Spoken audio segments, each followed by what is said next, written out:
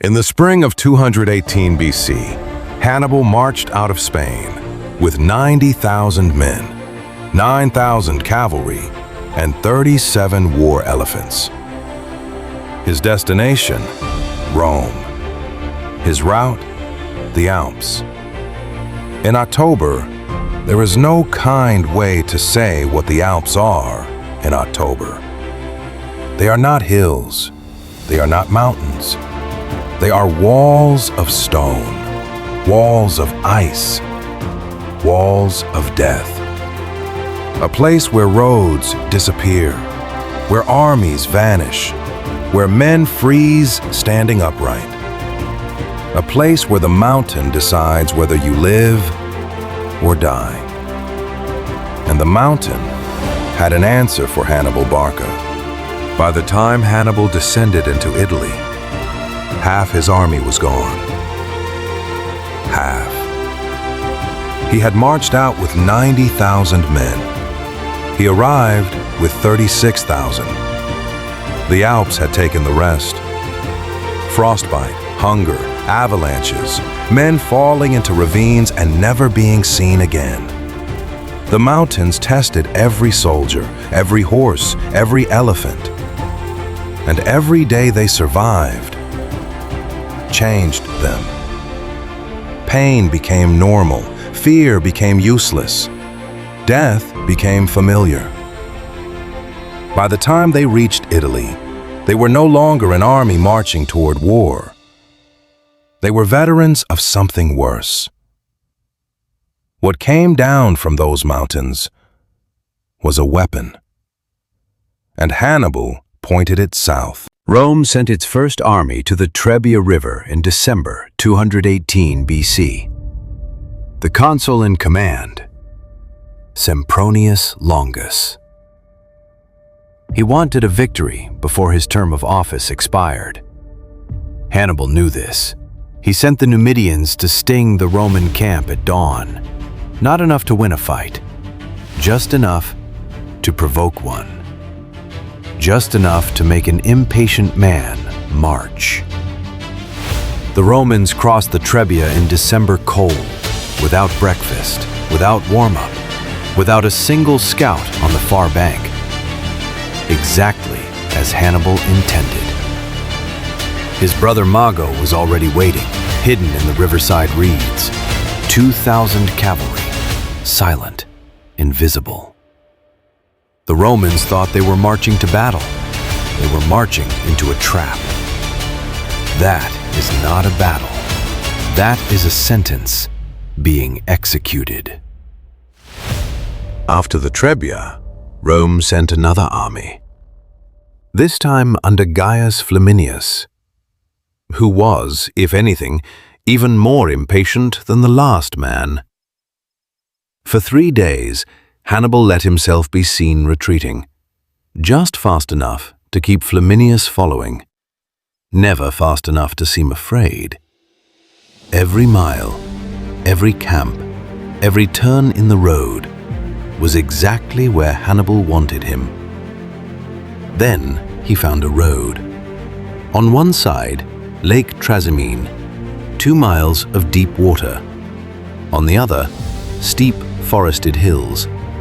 A perfect corridor, a perfect trap. That night, while the Romans slept, Hannibal moved 25,000 men into those hills. Infantry, cavalry, veterans of the Alps, hidden among trees, hidden among rocks, hidden above the road. The Romans never saw them. The next morning, Flaminius marched forward. Fog covered the lake. Fog covered the road. Fog covered the hills. And the Roman army walked into a room where 25,000 people were holding their breath.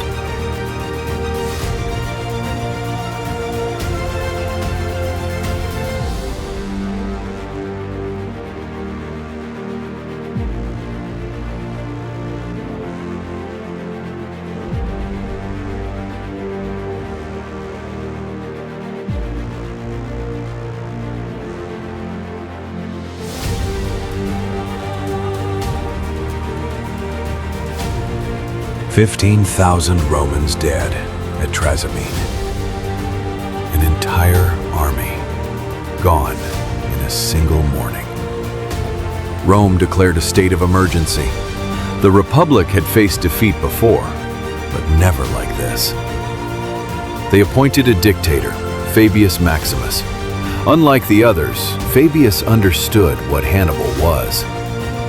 He refused to fight, refused to gamble, refused to give Hannibal the battle he wanted.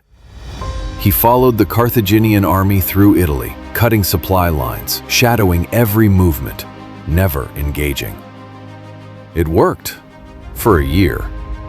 Then Rome ran out of patience. The Senate wanted victory, not caution. So they built the largest army in Roman history, 80,000 soldiers. They chose flat, open ground near Cannae in Apulia. Their logic was simple: overwhelm him with numbers. Everything pointed to this. And Hannibal had been waiting for this exact decision. The Battle of Cannae, August 2nd, 216 BC. Hannibal arranged his center line in a deliberate convex curve, bulging toward the Romans like a fist. This was the bait. The shape looked vulnerable. The shape looked weak. The shape looked exactly like what the Romans wanted to see. When the Romans charged, Hannibal's center gave ground. Step by step by step. Not breaking, retreating, drawing the Roman mass deeper, packing them tighter. The Romans thought they were winning. They thought the enemy's center was collapsing.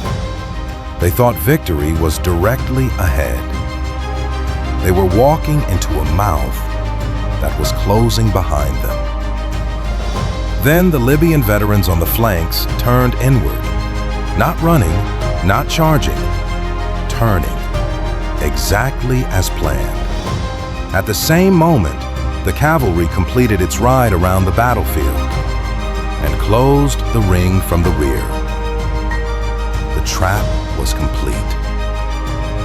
Front, flanks, rear. 80,000 men trapped inside their own advance, so tightly packed that many could not even raise their sword arms. The battle was over. The killing had only just begun.